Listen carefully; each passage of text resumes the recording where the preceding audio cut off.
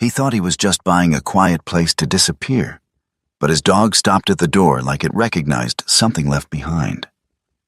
Inside that abandoned lodge, a veteran Navy SEAL didn't find peace. He found a system someone had tried to bury forever. Hidden rooms, sealed records, and a network so powerful it had been controlling an entire county in silence. But the most dangerous part wasn't what was hidden. It was the fact that it was still alive. Someone had been watching. Someone knew he was there, and they gave him a choice: leave or face what comes next.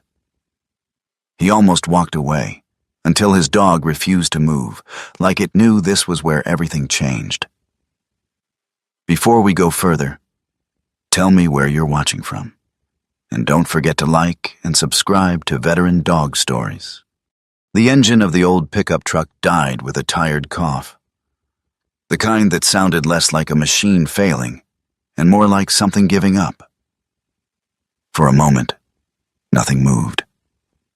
Not the man behind the wheel. Not the dog beside him. Not even the wind.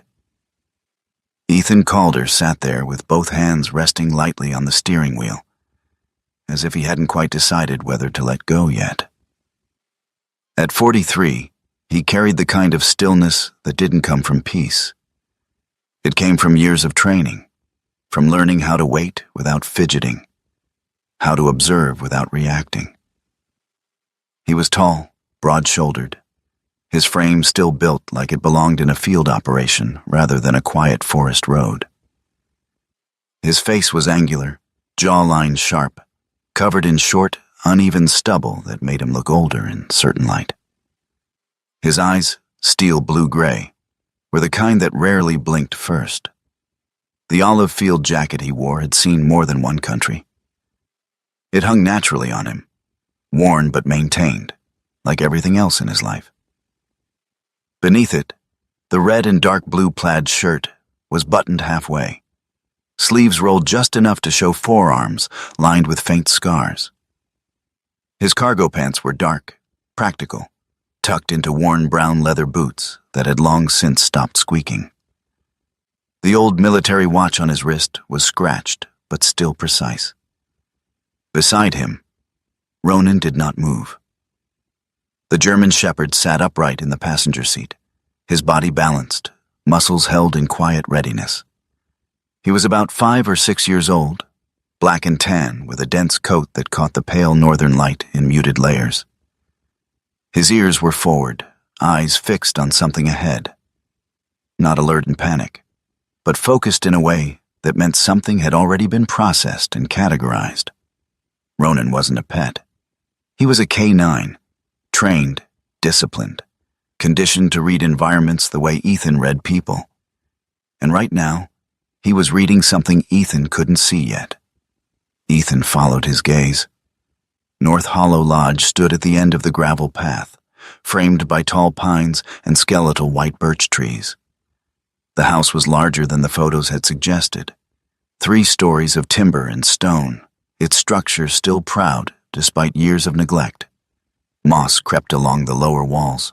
Windows were clouded with dust, some slightly ajar, as if the house had once tried to breathe and then forgotten how. The lake behind it caught a sliver of morning light, still and cold. No movement, no sound. Just a place that had been left alone long enough to forget it once belonged to someone. Ethan exhaled slowly. "All right," he muttered under his breath, more out of habit than necessity. Ronan didn't respond. He didn't look at Ethan. He just kept staring at the house. Not tense, not afraid, just locked in. Ethan had seen that look before, in deserts, in mountains, in places where one wrong step turned silence into something permanent. It wasn't fear. It was recognition. Something here didn't belong to the past as neatly as it should. The drive up had taken nearly 6 hours from the last town that felt remotely inhabited. The road had narrowed gradually, asphalt turning to cracked pavement, then to gravel, then to something that barely qualified as a path. That had been part of the appeal. Ethan hadn't been looking for beauty. He hadn't been looking for comfort. He'd been looking for distance. Distance from a house that no longer felt like his. Distance from conversations that had turned into silence long before the divorce papers were signed. Distance from a life that had slowly come apart without ever breaking loudly enough to notice. The marriage hadn't ended in a fight. It had ended in absence. He remembered the last night clearly, not because anything dramatic happened, but because nothing did. No shouting, no accusations. Just two people in the same room, speaking like strangers who had run out of things to pretend about. He had packed the next morning. Not much. Just what fit in the truck. And Ronan. North Hollow Lodge had appeared on his phone like a mistake. 3 photos, no recent activity, a price that didn't make sense. The listing agent, Miles Hargrove, had answered on the first ring. Miles was a thin man in his early 50s, with a narrow face and careful eyes. The kind of man who weighed his words before letting them out. His voice carried a quiet hesitation, not from fear, but from someone used to delivering information that people didn't want to hear. "You should know," Miles had said, "this property has a history." Ethan had leaned back in the motel chair, phone pressed to his ear, staring at the ceiling that buzzed faintly with faulty wiring. "So do I," he'd replied. There had been a pause on the other end. Not surprise, just acknowledgement. Miles had explained. Gideon Voss, forestry logistics, land contracts, quiet influence across the county. A man whose name opened doors and closed conversations. 16 years ago, he had disappeared. No body, no charges, no explanation that ever held. The house got tied up in legal mess for years, Miles had continued. When it finally cleared, nobody wanted it. "Why?" Ethan asked. Another pause. "People here," Miles said carefully, "they don't avoid things without a reason. But they also don't always say what that reason is." Ethan didn't ask more. He didn't need to. He had made the offer the next morning. The driver's door creaked open as Ethan stepped out of the truck. Gravel shifted under his boots with a dry crunch that echoed louder than it should have. Ronan followed, landing lightly beside him. They took a few steps forward. Then Ronan stopped. Not abruptly, not startled. He simply planted his front paws, lowered his head slightly, and held his position. Ethan turned. "What is it?" Ronan didn't look at him. His nose lifted into the air, testing something faint, almost gone. Then, slowly, he took one step to the side, not toward the house, but slightly off the path. Ethan frowned. There was nothing there, just ground, leaves, and a thin layer of damp soil. But Ronan stood over it, unmoving. Ethan stepped closer. At first he saw nothing. Then the angle shifted.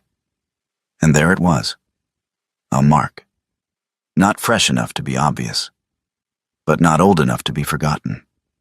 A tire impression, partially washed out, partially filled with debris, but real. Someone had been here. Not years ago. Not even months ago. Recently. Ethan straightened slowly. Behind him, the house stood silent. In front of him, the forest didn't react. And beside him, Ronan finally looked up. Their eyes met. No panic, no confusion, just a quiet, unspoken understanding. This place wasn't as empty as it was supposed to be. Ethan didn't turn back. He adjusted the strap of the Eberly stock half-track backpack on his shoulder and started toward the house again. This time, Ronan stayed right beside him, closer than before. Not because he was afraid, but because something had shifted from observation to awareness. The porch steps groaned under Ethan's weight as he climbed them. The wood held, but barely. He tested each step out of habit, distributing weight carefully, the way he had been trained to move through structures that might not forgive mistakes. The front door stood in front of him, solid oak, aged but intact. He placed his hand on the handle. Cold. Not just from the air. Cold in a way that suggested it hadn't been touched in a while. Or that it had, and then forgotten. Ethan pushed. The door opened without resistance. Dust stirred in the narrow beam of light that cut into the entrance hall. Inside, the house waited. Not welcoming, not hostile, just present. Ronan stepped in first. His paws made almost no sound against the wooden floor. He moved a few feet ahead, then stopped, scanning slowly, left, right, forward. Ethan followed. The air inside was stale, layered with time, but not rotten. It carried that sealed quality of a place closed off from the world, but not decaying. He took a few steps in, letting his eyes adjust. Wide plank floors, a staircase at the far end, doors on both sides, all closed. Nothing out of place, nothing obviously wrong. And yet, Ethan didn't relax, because Ronan hadn't. The dog stood in the center of the entrance hall now, body still, head slightly tilted, not confused but recalculating.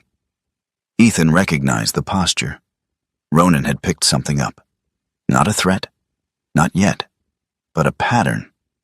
Ethan slowly closed the door behind them. The sound echoed deeper than it should have.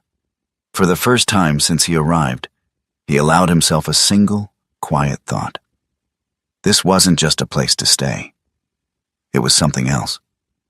And whatever it was, it had just noticed they were here.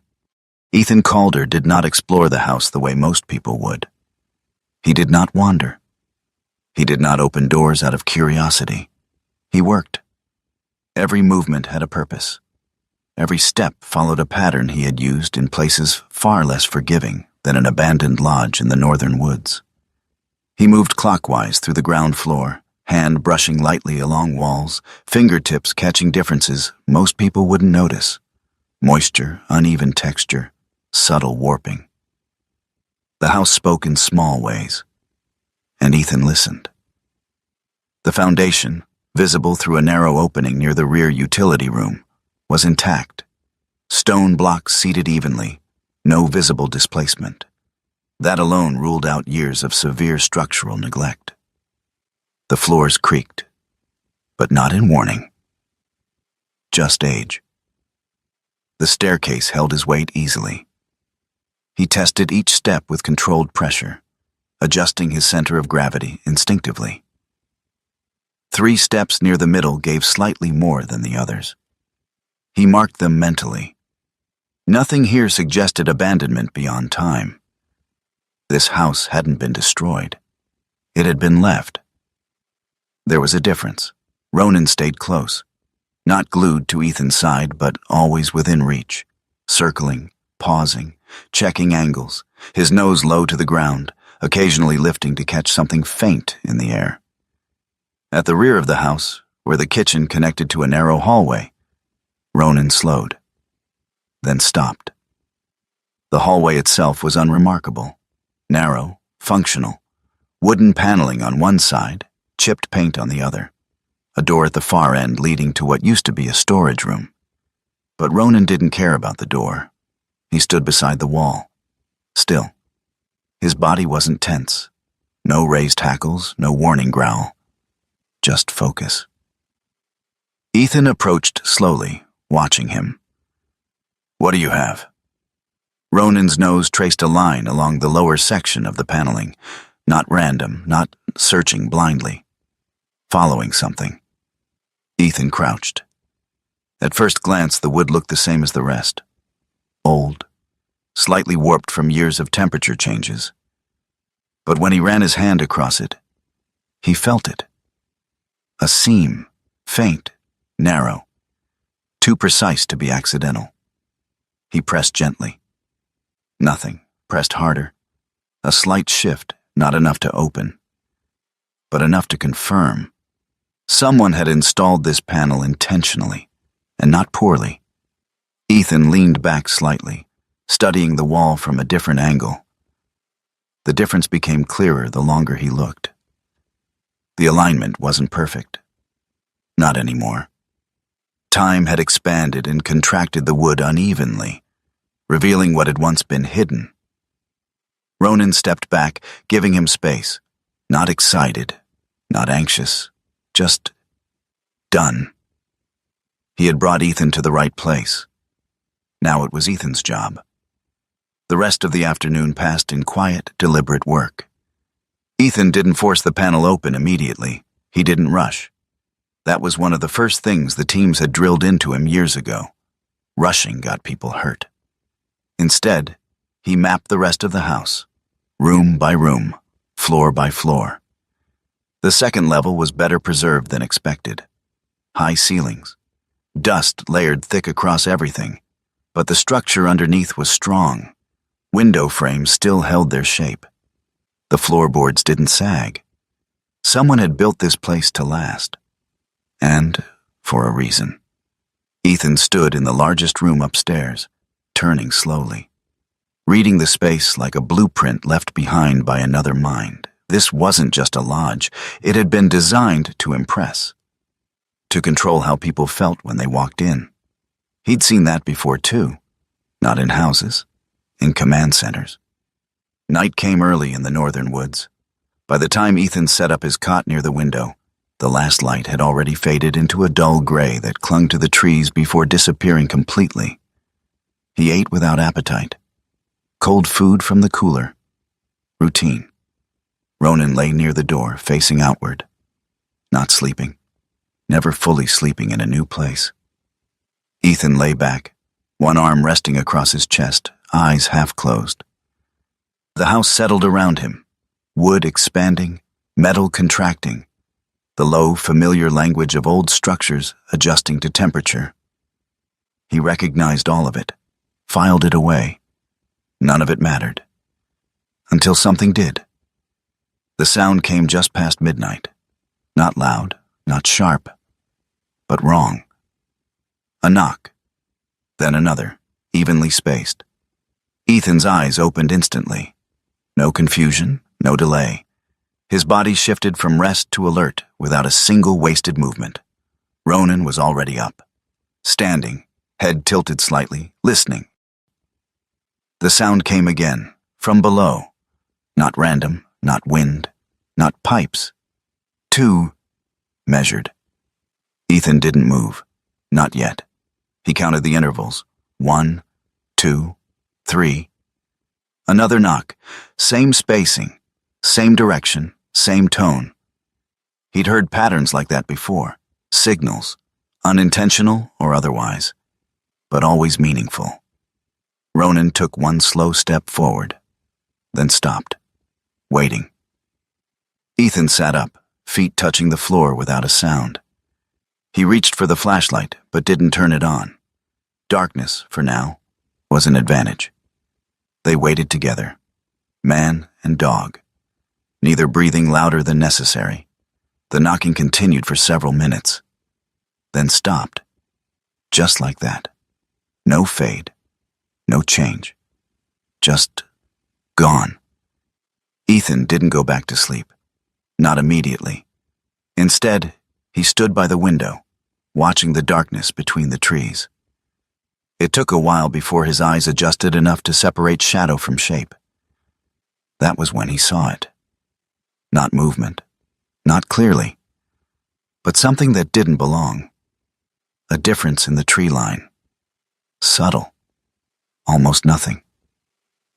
But enough. Ethan leaned slightly closer to the glass. The shape didn't move. Didn't shift. Just remained.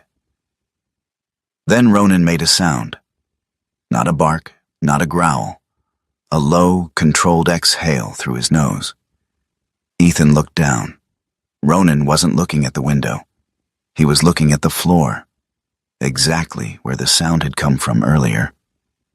And for the first time that night, Ethan felt something shift. Not fear, not panic, but certainty. Whatever made that sound wasn't outside. Morning came cold and quiet. No footprints near the house, no disturbances in the yard, nothing to confirm what Ethan had seen or thought he'd seen. He didn't chase it, didn't speculate. That was another rule. Don't build conclusions without evidence. Instead, he returned to the hallway. The panel. This time he worked it loose. Carefully, slow pressure along the edge. The wood resisted at first, then gave slightly, nails loosening incrementally. It came off in 2 pieces. Behind it, a door, narrow, set slightly deeper than the surrounding frame, not part of the original structure, added later. Ronan stepped forward again, slower this time. His posture changed subtly, lower, more deliberate. Ethan noticed immediately. This wasn't curiosity anymore. This was recognition. The same controlled tension Ronan had shown before entering buildings overseas, where threats didn't announce themselves. Ethan placed his hand on the door, paused, listened. Nothing. He opened it. The smell came first. Not rot, not decay.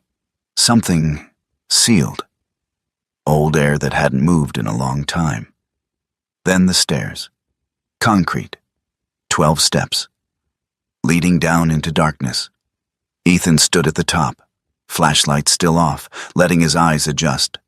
Then he flicked it on. The beam cut through the darkness and stopped. At the steps. They were clean. Not polished, not maintained. But clean in a way that didn't match the rest of the house. No dust, no debris. Edges still defined, used. Not recently enough to leave clear marks, but recently enough to prevent time from settling. Ethan didn't speak. Didn't need to. Ronan had already moved ahead. 1 step down, then stopped. Looked back, not asking. Not afraid, just confirming. Ethan followed, 1 step at a time. The air grew colder as they descended, denser. At the bottom, a room. Concrete walls, low ceiling, functional. Designed for purpose, not comfort. And along the walls, shelving, metal, bolted into place. Every shelf filled. Boxes, ledgers, tapes, organized, precise, intentional. Ethan stepped forward slowly, scanning the space. No chaos, no randomness. This wasn't storage. This was a system.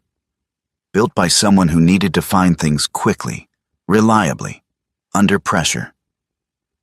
Ronan moved through the room quietly, nose working, mapping it in his own way.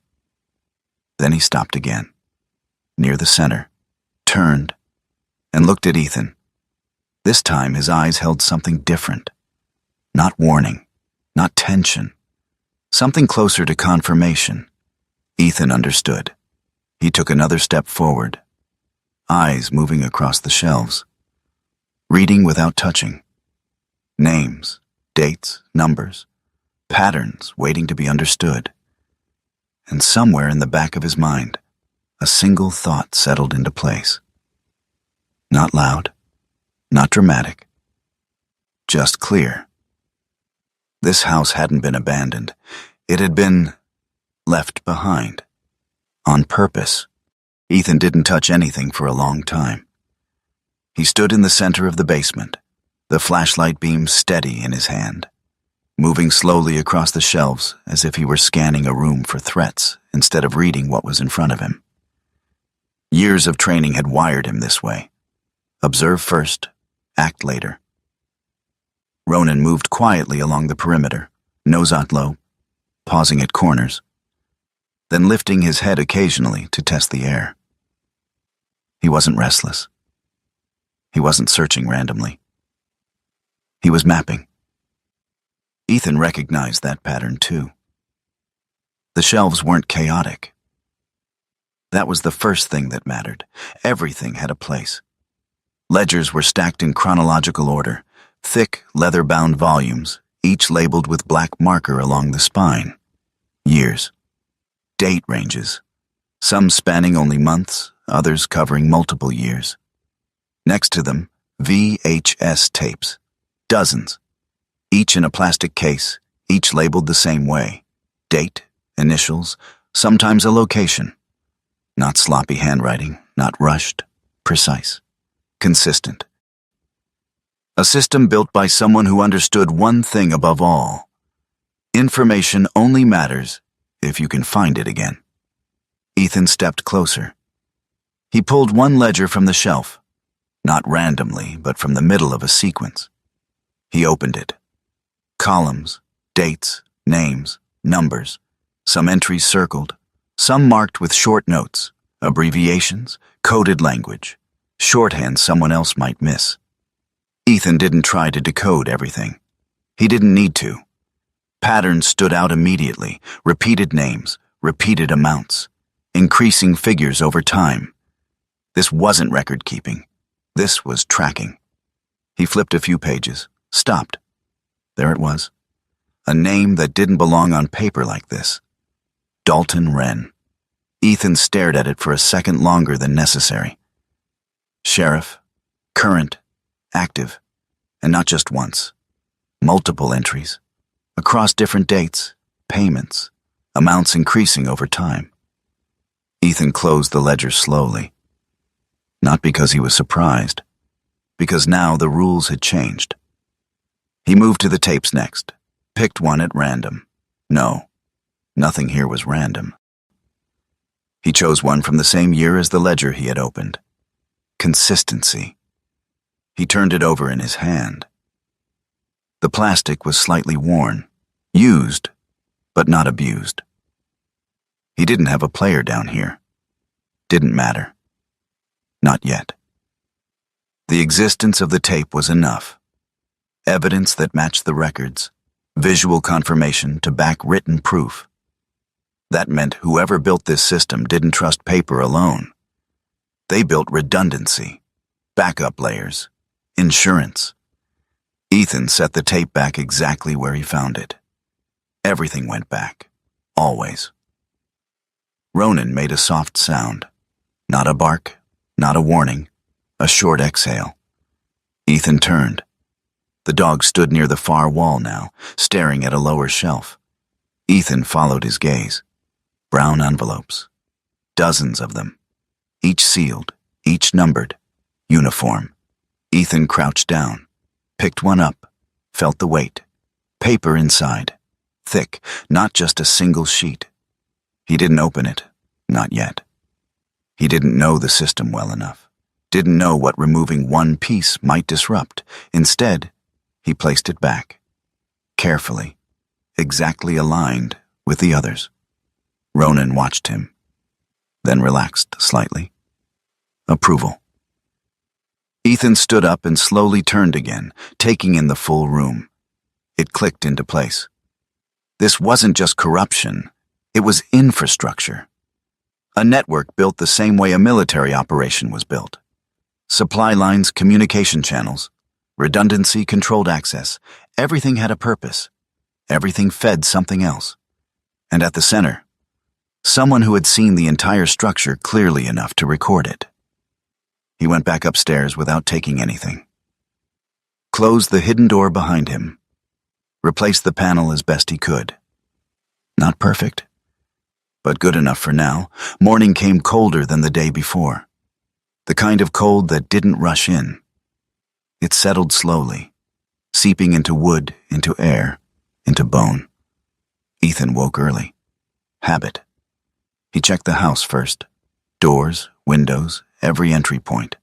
Nothing disturbed, no signs of forced entry, no movement. Routine held, until it didn't. The front door was open. Wide, not broken, not damaged. Just open. Ethan stopped in the hallway, eyes scanning automatically. No debris, no footprints visible on the floor, no signs of struggle. But the boards he had stacked the day before, gone from the railing. He stepped outside. They were on the ground now. Placed. Not dropped. Stacked neatly beside the steps. Ronan moved past him, nose working immediately, tracing the porch, then the steps, then the ground. Tracking. Ethan didn't follow yet. He turned back inside. Something else waited. It sat in the center of the entrance hall, exactly where it couldn't be missed. A padlock. Brand new. Still sealed in clear plastic packaging. Ethan approached slowly. Didn't touch it at first. Observed. No fingerprints visible from here. No dirt. No signs it had been handled carelessly. Whoever brought it here. They took their time. Ronan stopped a few feet away from the padlock. Not approaching, not avoiding. Just standing still. His ears angled slightly back. Not fear, but uncertainty. Ethan noticed something then. Not the lock, not the packaging. The label. White, printed, clean. 3 words. But something about it wasn't right. Ethan crouched lower, looked closer. The edges of the label were perfectly cut. Too perfect. Machine cut. The tape holding it down, clear, smooth. No bubbles. Applied carefully, deliberately. This wasn't a warning left in a rush. This was prepared. Ethan finally picked it up, turned it over. Nothing on the back, no store tag, no barcode. Just the message. Lock it. Leave. Ronan stepped closer now, sniffed once, then looked up at Ethan. And for the first time since they arrived, he didn't look at the house. He looked past it, toward the trees.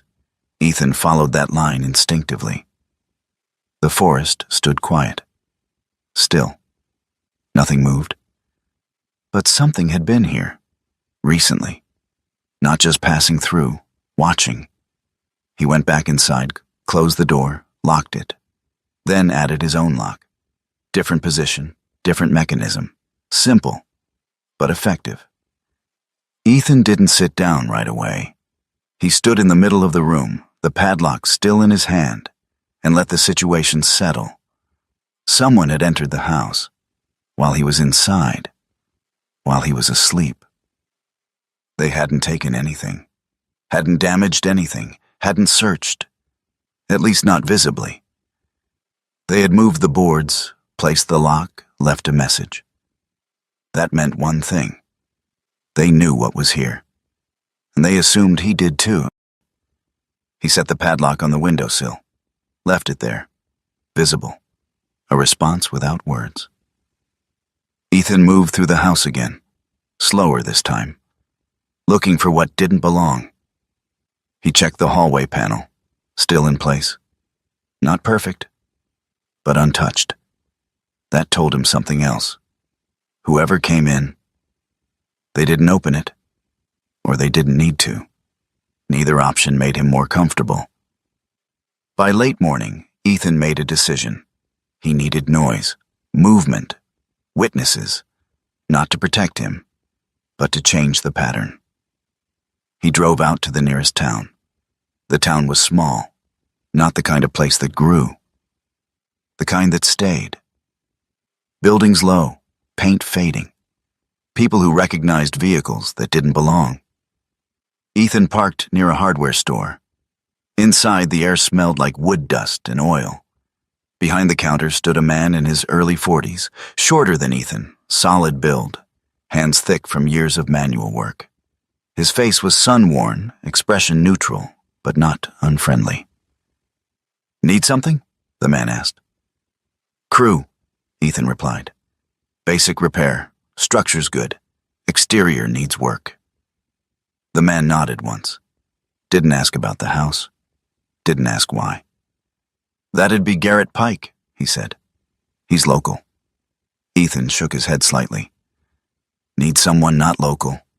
The man paused, just for a second, then nodded again. "Try North Road. 40 miles, different county." No questions, no curiosity. That told Ethan everything he needed to know. When Ethan stepped back outside, Ronan was already alert, standing beside the truck, facing the road, watching. Ethan followed his gaze. A patrol vehicle passed slowly. Didn't stop, didn't turn, but it slowed just enough. Ethan didn't move, didn't react. He just watched it disappear down the road, then opened the truck door. "Let's get back," he said quietly. Ronan jumped in, no hesitation. As the engine started again, Ethan glanced once more at the tree line beyond the town. Still, silent, normal. But he knew better now. This wasn't isolation. It was territory. And someone else had already claimed it. By the third day, the house no longer felt empty. Not because it had changed, but because Ethan Calder had. He moved through North Hollow Lodge with the quiet precision of someone who had already accepted the rules of a place, even if those rules hadn't been spoken aloud yet. The house had structure. The basement had purpose. And somewhere beyond both, there was a system still breathing just beneath the surface. What Ethan needed now was noise, not chaos. Controlled noise. He made the call that morning. The crew arrived just after 7 a.m. A truck first, older model, engine loud enough to announce itself long before it reached the driveway. Behind it, a second vehicle carrying tools, lumber, and two men who stepped out with the kind of practiced efficiency that came from doing the same work in different places for years. Garrett Pike stepped out of the driver's side. He was exactly what Ethan expected, and exactly what Ethan needed. Mid-40s, about 5 feet 9 inches, solid frame built from years of lifting, not from a gym, but from real work. His face was weathered, skin tanned unevenly from long days outdoors. Short brown hair kept simple, no beard, just a rough shadow across his jaw that suggested he shaved when it mattered and didn't when it didn't. His eyes were the important part. Calm, observant, not curious. Garrett Pike was the kind of man who saw everything and chose not to ask about it. "Ethan Calder?" he asked, stepping forward. Ethan nodded once. Garrett extended a hand. Firm grip, no hesitation. Garrett Pike. No extra words, no small talk. Good. Ethan gestured toward the house. "Structure's solid, exterior needs work. Some interior reinforcement." Garrett turned his head slightly, scanning the building in one slow sweep. Not admiring it, assessing it. "Been empty a while," he said. "Yeah." Garrett nodded once. "All right. We'll start with the east side. Water damage there spreads fast if you leave it." He didn't ask why Ethan bought it. Didn't ask about the price. Didn't ask about the history. That told Ethan everything. This man had worked enough jobs to know when silence was part of the contract. The day settled into rhythm, hammering, sawing. The low hum of generators. Voices carried across the yard, short, practical exchanges between men who understood their roles. Ronan stayed close at first, watching, tracking every movement. But as the hours passed, he adjusted. Not relaxed, but recalibrated. The crew wasn't a threat. Not now. Ethan used the noise the way he had planned. He walked the property, checked the tree line, looked for angles, entry points, signs of movement. Nothing obvious. But that didn't mean nothing was there. It was just past noon when the sound cut through everything else. An engine. Different. Not the heavy, uneven growl of Garrett's truck. Smoother, controlled. Ethan turned before the vehicle came into view. Ronan was already facing the driveway. Still. Focused. The patrol truck rolled in slowly. No urgency, no lights. Just presence. It stopped about 20 feet from the porch. The engine idled for a moment. Then the door opened. Sheriff Dalton Wren stepped out. He was taller than Ethan expected. Around 6 feet, maybe slightly more. His build had the thickness of a man who had once been strong and had chosen to maintain just enough of it to remain convincing. Not soft, not sharp. Somewhere in between. His face was square, lines set deep but controlled. No wasted expression. His eyes, gray-brown, held a stillness that didn't come from calm. It came from calculation. His uniform jacket sat neatly on his frame. Brown sheriff's coat worn but maintained. Underneath, a dark flannel shirt. Boots clean enough to show discipline, not vanity. Everything about him was balanced, measured, and practiced. He walked toward Ethan without hurry. Not slow, not fast, just exactly the pace he wanted. "Morning," Wren said. His voice was even, friendly if you didn't listen too closely.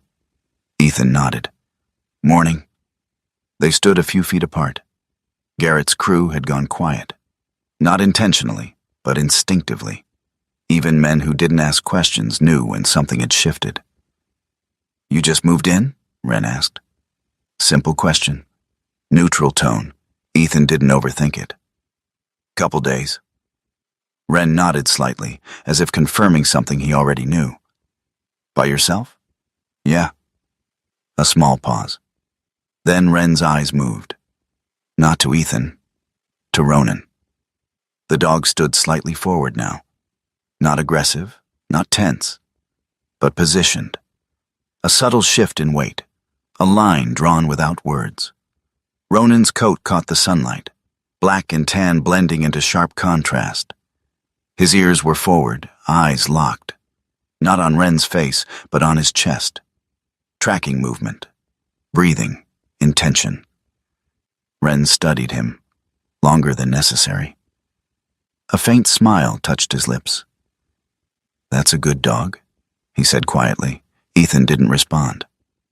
Wren crouched slightly, not lowering himself fully, just enough to change his angle. "German Shepherd," he continued. "Working line."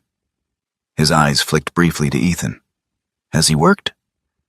The question hung differently. Not casual. Not entirely. Ethan met his gaze. "Yeah." Wren nodded again. Something behind his eyes shifted. Not surprise, recognition. For a brief second, less than a second, Ronan's posture changed. Not forward, not defensive. Still, but absolute. His body locked in place with a level of control Ethan had only seen in one context before. Detection, not threat, not aggression, detection. Ethan felt it immediately. That signal, that precise, silent alert. Ronan had found something. Not in the ground, not in the air, in him, in Sheriff Dalton Wren. Ethan didn't move, didn't react, but inside, something aligned. A pattern clicking into place without needing confirmation. Wren stood back up slowly, brushed his hands together once, though they weren't dirty.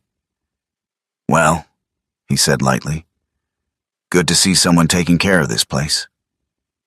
His eyes moved across the house.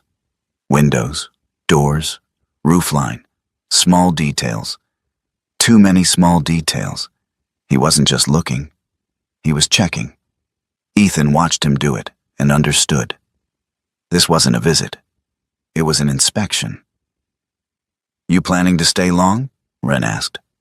Ethan shrugged slightly. "Depends." Wren smiled again, polite, controlled. "Hope you settle in all right." He turned, walking back toward his truck. No urgency, no tension, just a man finishing a conversation. Before he opened the door, he paused, looked back once. At the house. Not at Ethan, not at Ronan. At the structure itself. Then he got in. The engine started, and the truck rolled away. The noise returned. Hammers, voices, work. But something had shifted. Garrett approached after a few minutes, wiping his hands on a cloth. "Sheriff?" he asked. Ethan nodded. Garrett didn't ask anything else. Just looked toward the road for a moment, then back at the house. "Let us know if you need anything," he said. Not a question, not an offer, a statement. Then he walked away. The rest of the day passed without incident. But Ethan didn't mistake silence for safety anymore. Night came, quieter than before, colder. The crew was gone. The house settled again into its natural rhythm. But now Ethan listened differently, not for random sounds, for intention. Ronan moved first. Not toward the hallway, not toward the stairs, a different direction. Rear wall, ground floor, near the section Garrett's crew had worked around earlier. Ethan followed. The dog stood in front of the wall. Still, focused. The same way he had been before the hidden panel. Ethan stepped closer, ran his hand along the surface. Wood, plaster, normal, until it wasn't. A subtle difference. Thickness, spacing, wrong. He leaned in, knocked once. The sound came back hollow, not like the rest of the wall. Ronan shifted slightly, closer. Ethan stepped back, looked at it from an angle. Then he saw it. A seam, cleaner than the last one, less affected by time, more recent.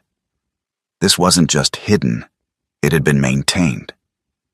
Ethan reached for his knife, slid the edge carefully along the seam, found the gap, pulled. The panel gave, not easily, but deliberately. Behind it, steel, a door, set into reinforced framing. Industrial, heavy, different from everything else in the house. Ethan stared at it for a long moment. Then at Ronan. The dog didn't move, didn't react. Just watched, waiting. Ethan exhaled slowly.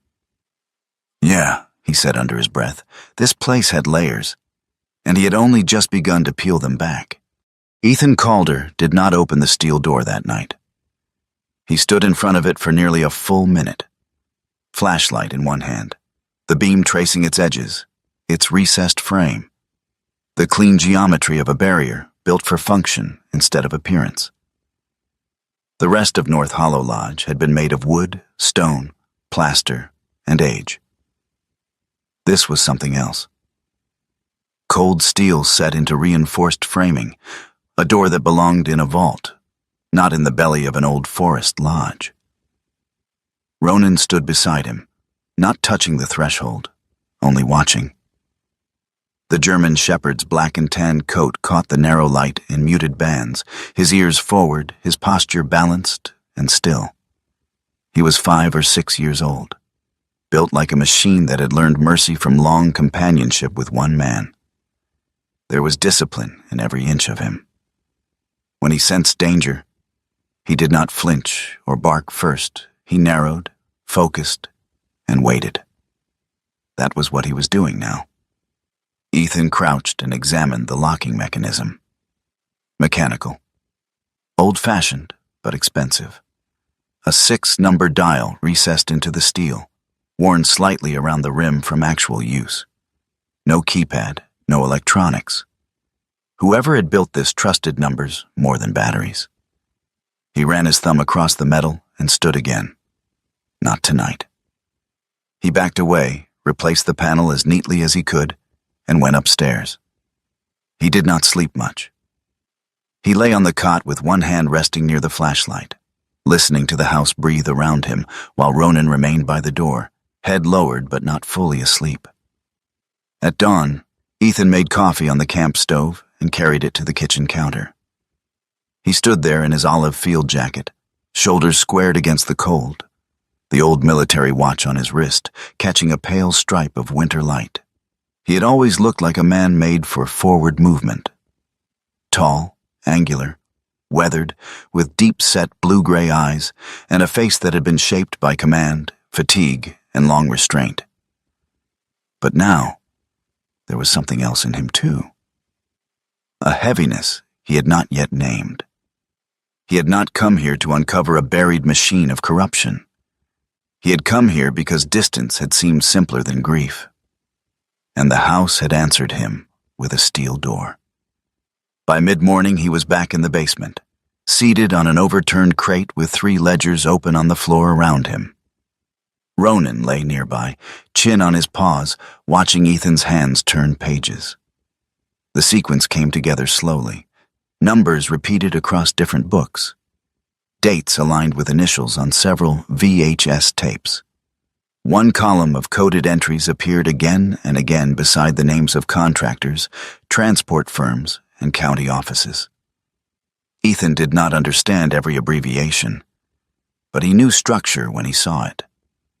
Payments had timing, meetings had follow-up. Every figure belonged to something larger than itself. Then he found it. Not in the newest ledger, but in an older one. A page from 16 years ago with a 6-digit sequence written in the margin, separated by dashes from a set of transaction notes. It did not belong there. It wasn't an amount, and it wasn't a date. It sat by itself, too deliberate to be accidental. Ethan copied it into his notebook. Then he found the same sequence again, half buried in a later record beside a reference to cold storage and a line item marked simply, holdback. That was enough. He returned to the hidden wall, removed the panel, and stood before the steel door again. Ronan rose without being told and moved to Ethan's left side.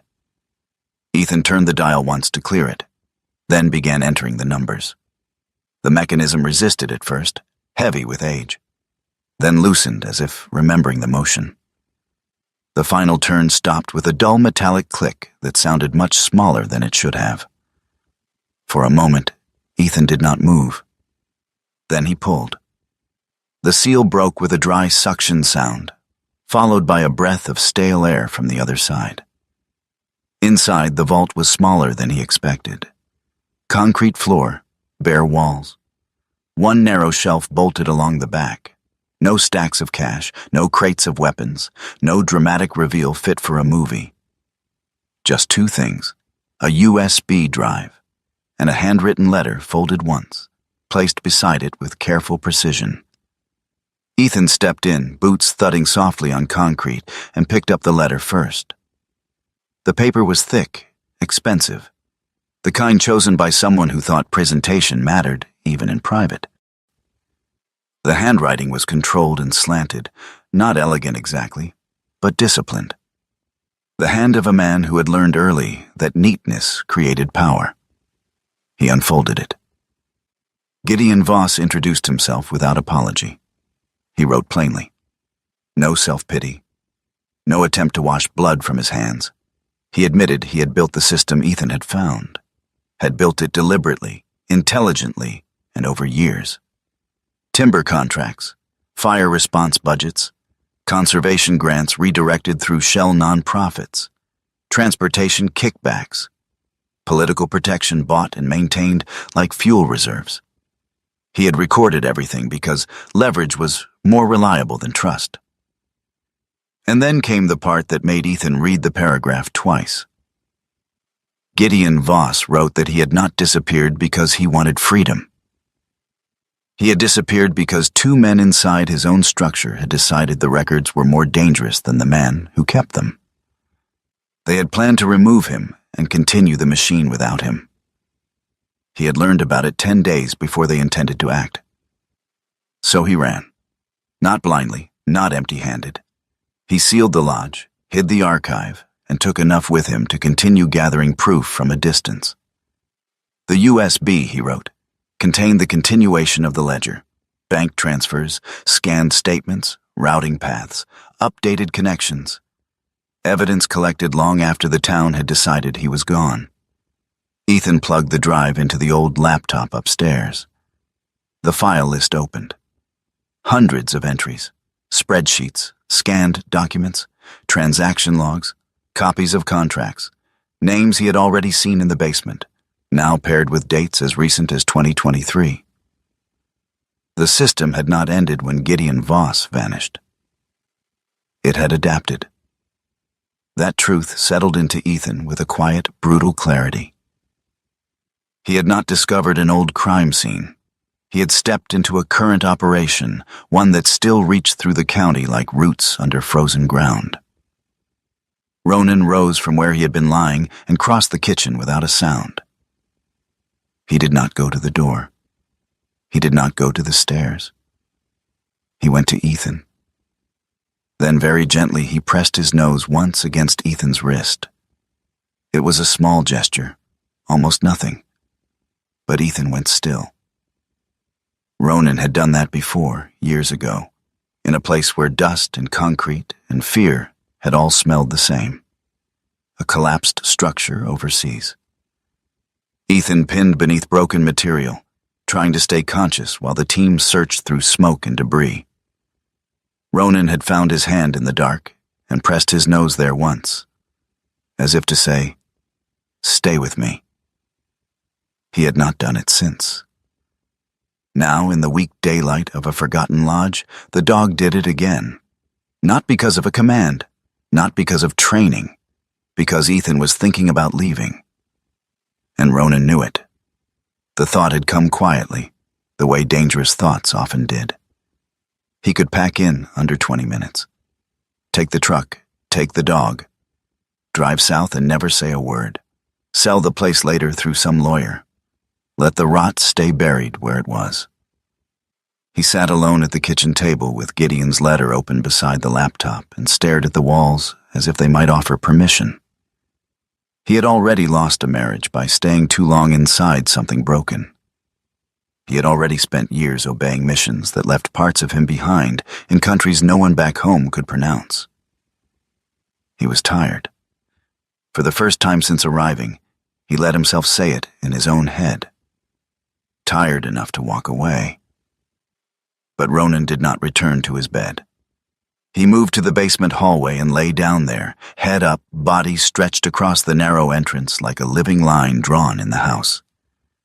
He did not whine. He did not paw at Ethan. He simply held the position.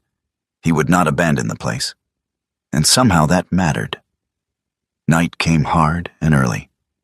Ethan kept the lights off downstairs and only one lamp burning upstairs. He moved through the house carefully, checking locks, checking windows, checking angles.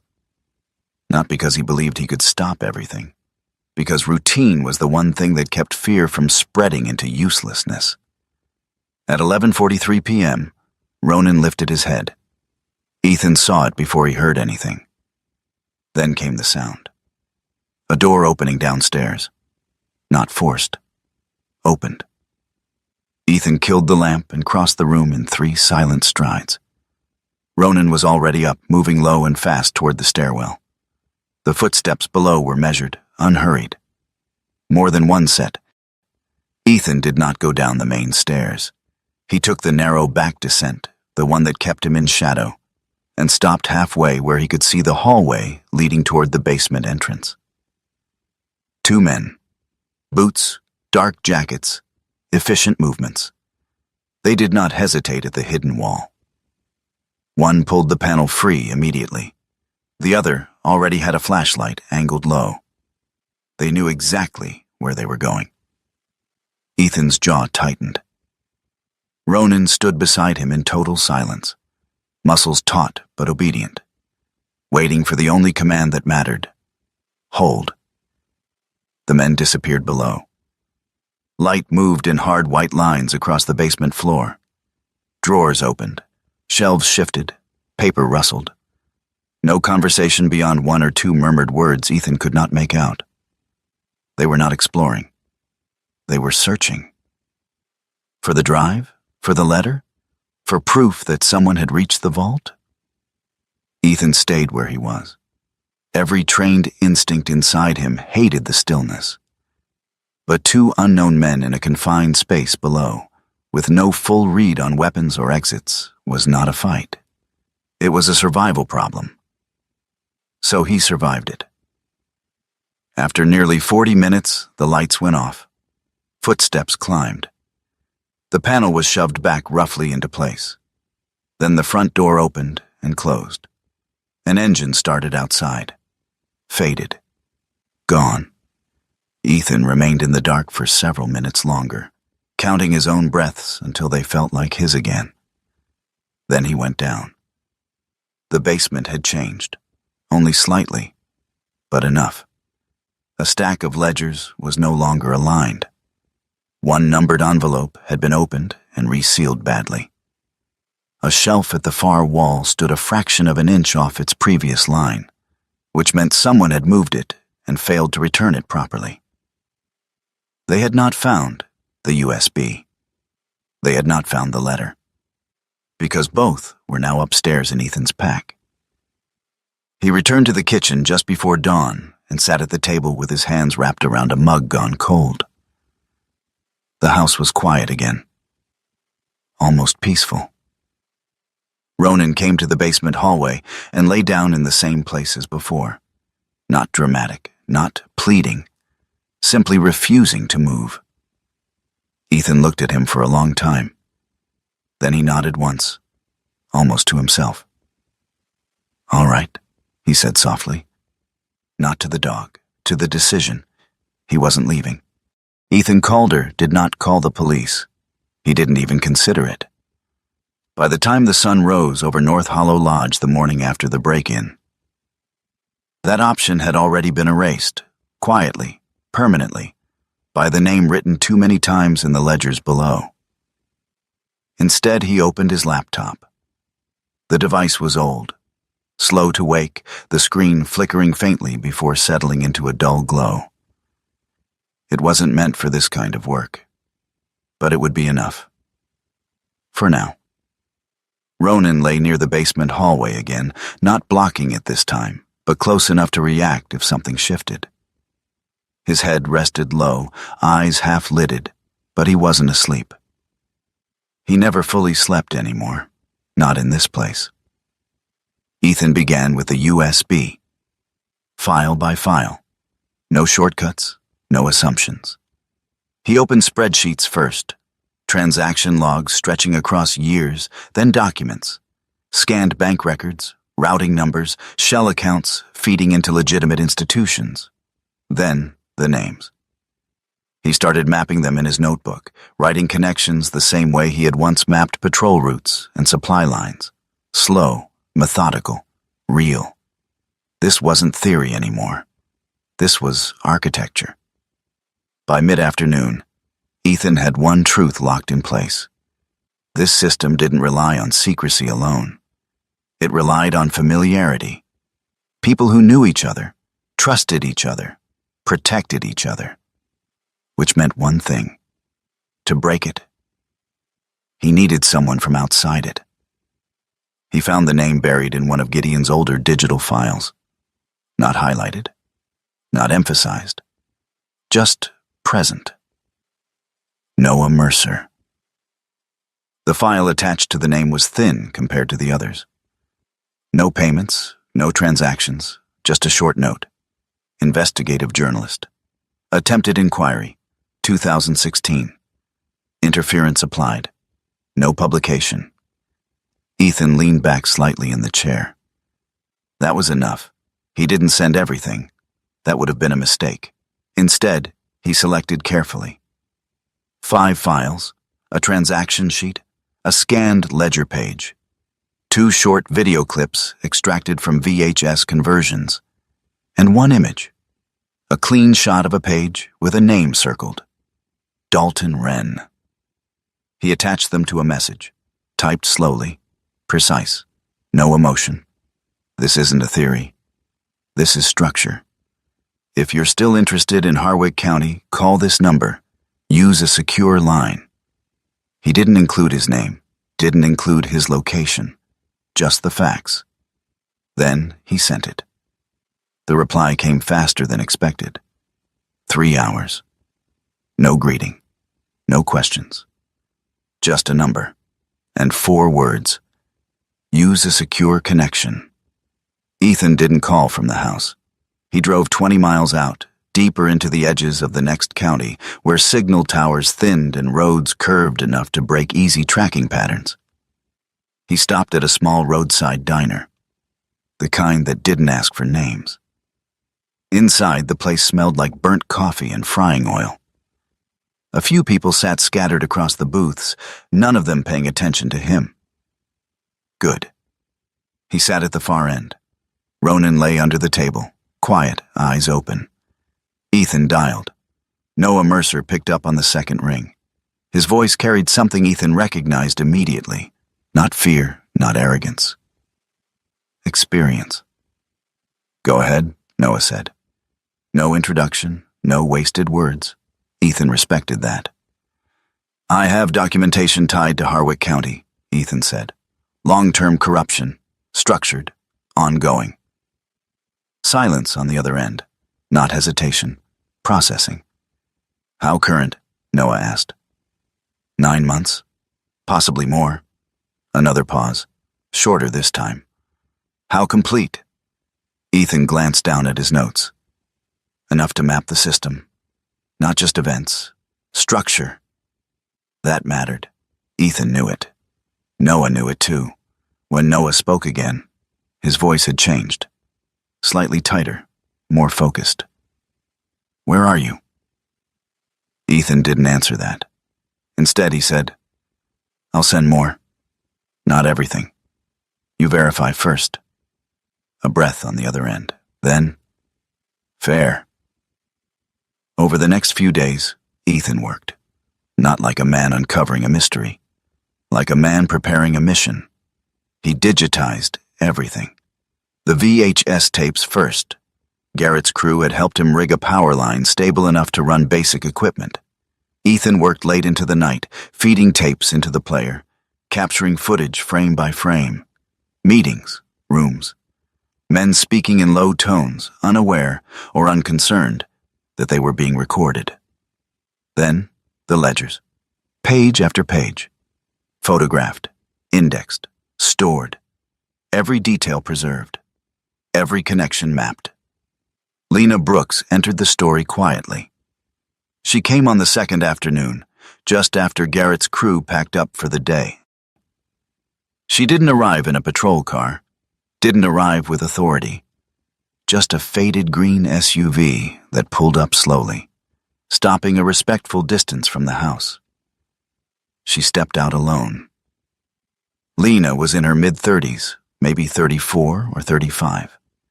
Slim build, practical posture, the kind of person who moved efficiently without drawing attention. Her hair was chestnut brown, tied loosely at the back, strands falling free in the cold wind. Her face wasn't hardened, but it wasn't soft either. It held the look of someone who had learned to watch before speaking. Her moss-green parka blended almost too well with the forest behind her. She approached slowly. Not nervous. Careful. You Ethan? She asked. Ethan nodded once. She glanced at Ronan. Didn't step closer. Smart. I work land records, she said. County side. That explained how she knew. Ethan didn't ask. Need verification, he said simply. She studied him for a second, then nodded. Lena didn't stay long that first day, but she came back the next, and the next. Each time bringing pieces of public data, contract logs, fire reports, grant allocations. They worked side by side at the kitchen table. No wasted conversation, just confirmation. Cross-referencing, connecting dots. The system became clearer, painfully clear. Forest fires reported higher than actual burn areas. Federal relief funds allocated based on inflated numbers. Contracts awarded to the same companies, money cycling back through transport firms and conservation funds. On paper, everything was legal, structured, documented. But underneath, it was controlled. Late on the fourth night, Lena paused mid-sentence. Her hand hovered over the table, eyes fixed on a line of data. Wait, she said quietly. Ethan looked up. What? She tapped the page. These fire reports, they're not just inflated. She flipped to another document, then another. Her movements sped up, controlled but urgent. They're timed. Ethan leaned forward. Explain. Lena looked at him. Something new in her eyes now. Not caution, realization. These fires, she said slowly, they don't just create funding. They create gaps. Gaps? In coverage, in oversight, in movement. She met his gaze. You can move anything you want through a county that's focused on putting out fires. Ethan felt it then. The shift. This wasn't just money. This was access, transport, cover. A system built not just to profit, but to move things unseen. Ronan lifted his head suddenly, not toward the door, toward the woods, listening. The next morning, Noah called again. His voice was different now. No restraint, no distance. I've seen enough, he said. I want everything. Ethan didn't answer immediately. He looked at the laptop, at the files, at the structure he had rebuilt piece by piece. This doesn't go halfway, Ethan said. I know. No leaks, no partial release. It all goes out, or none of it does. A pause. Then, agreed. The meeting was set. Chicago, 2 days. Ethan packed carefully. Not everything, just enough. Digital copies secured, physical samples selected. The USB, the letter. He didn't trust cloud storage alone. Never had. The drive to Chicago took 8 hours. Long stretches of highway, little conversation, just the steady rhythm of tires against asphalt. Ronan stayed alert the entire way. Watching. Always watching. Noah Mercer was waiting. He was younger than Ethan expected. Mid-40s, but worn in a different way. Lean build, slightly hunched posture from years at desks and in long investigations. His face was sharp, eyes dark and focused, with the kind of intensity that didn't come from confidence, but from persistence. He didn't waste time. Didn't shake hands immediately. He looked at the case Ethan carried. Then at Ethan. That's it? He asked. Ethan set it down, opened it.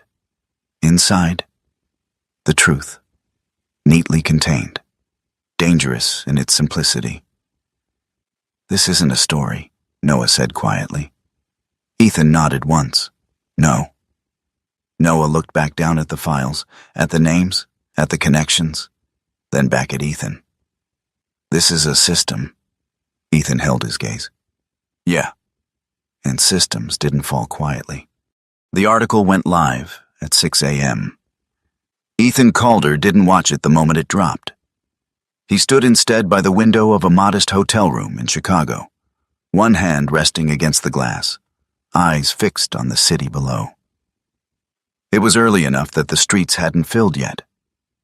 Cars moved in thin lines, distant and disconnected. People walked without looking up. Normal life. It always continued, even when something underneath it was about to collapse. Ronan lay near the door, stretched out but alert, his head raised just enough to watch both Ethan and the hallway. The German shepherd's coat caught the pale morning light, his expression calm. Not searching anymore, not scanning for threats. Just waiting. Ethan finally turned back to the laptop. Opened it. The article filled the screen. No exaggeration, no dramatic language, just structure, names, dates, connections. The system laid bare the same way Ethan had seen it, layer by layer, function by function. Noah Mercer had done exactly what he promised. He hadn't told a story. He had exposed architecture. Ethan read it once, then again, then closed the laptop. There was nothing more to add. The first reaction came within hours. By noon, local outlets had picked it up. By evening, national networks were running segments. Faces appeared. Statements were issued. Denials followed. The usual sequence, but this time, there was evidence, not accusations, not speculation, records. Within 48 hours, Sheriff Dalton Wren was placed on administrative leave. The statement released by the county was careful, measured, full of phrases that tried to sound responsible without admitting anything directly. By the end of the second day, he was arrested. Ethan saw the footage on a muted television in the hotel lobby. Wren walked out of a government building flanked by federal agents.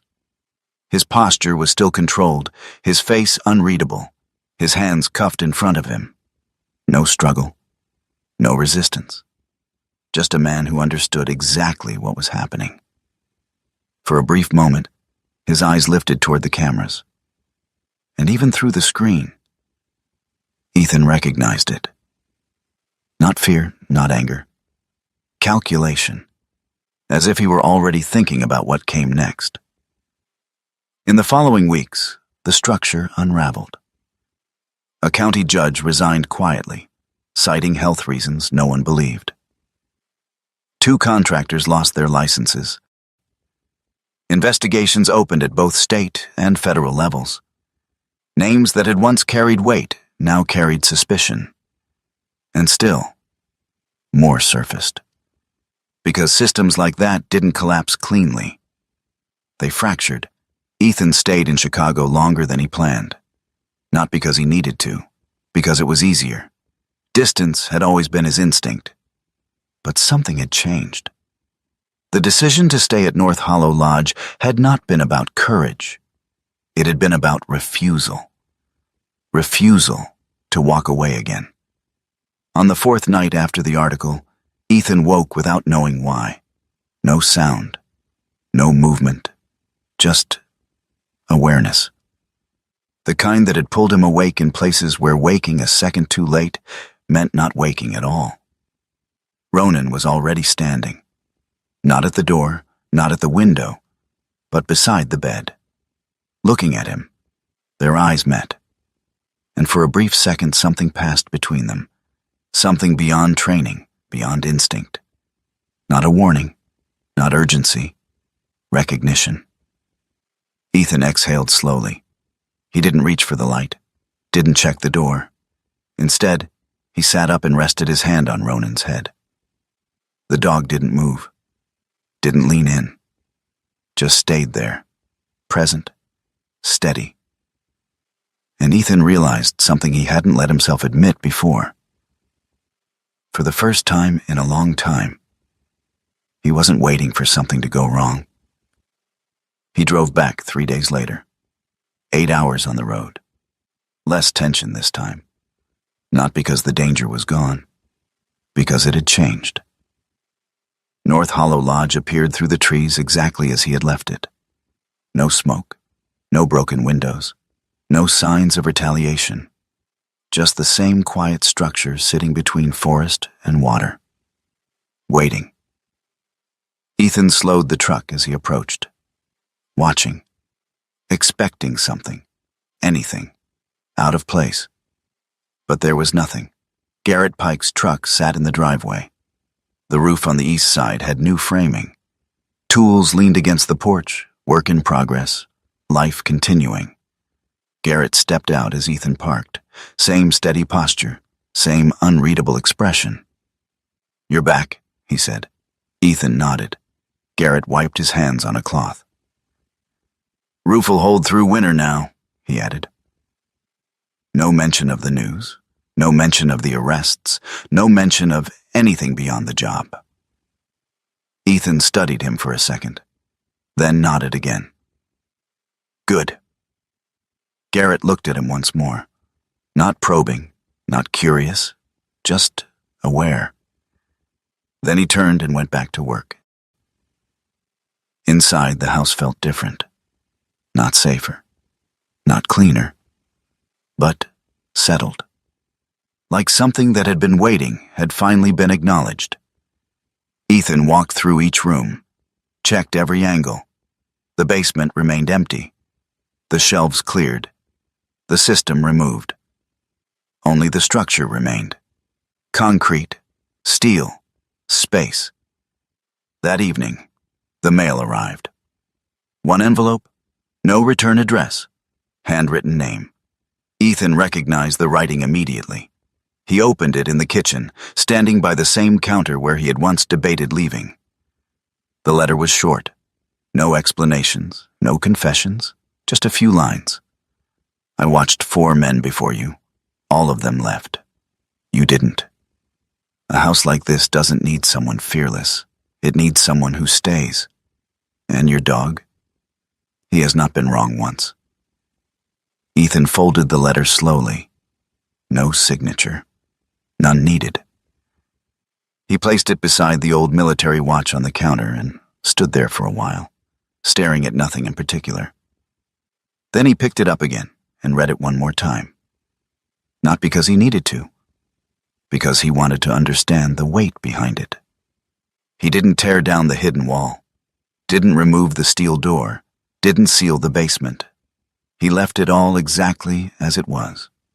Not out of neglect, out of respect. Some structures weren't meant to be erased. They were meant to be remembered. Days turned into weeks. Work continued.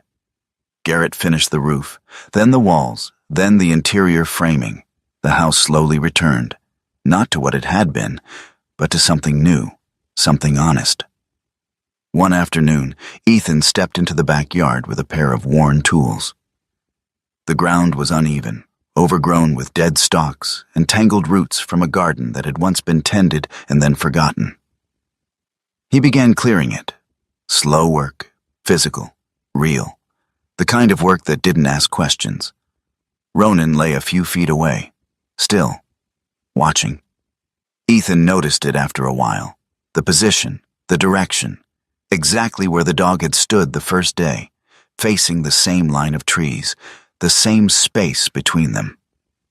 Ethan paused, straightened slightly, followed Ronan's gaze. The forest stood quiet. Nothing moved.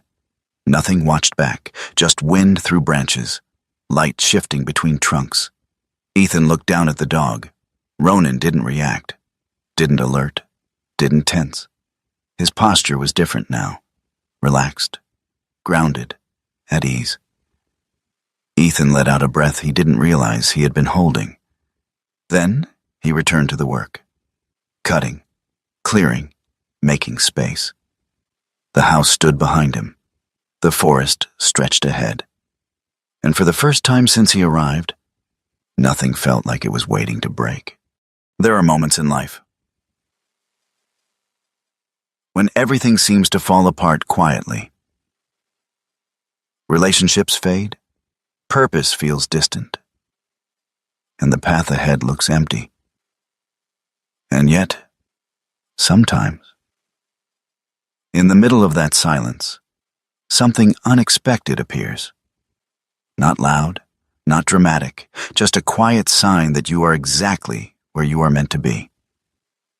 Maybe it's not luck. Maybe it's not coincidence. Maybe it's grace. Because God doesn't always send answers the way we expect. Sometimes He sends them through places we didn't choose, through pain we didn't ask for, and through companions who never leave our side. Even when the world does. In this story, a man didn't go looking for truth. He just chose not to walk away, and somehow, that choice became the turning point. Not just for himself, but for something much bigger. And maybe that's the message for all of us. You don't need to have everything figured out. You don't need to be fearless. You just need to stay when it matters. If this story touched you, take a moment to share where you're watching from. Your voice matters more than you think. Leave a comment, share your thoughts, and don't forget to subscribe to Veteran Dog Stories so we can continue telling stories that remind us what it means to hold on. And wherever you are right now, whatever you're going through, I pray that God gives you strength when you feel weak, peace when your heart is restless, and a quiet sign to remind you, you are not alone.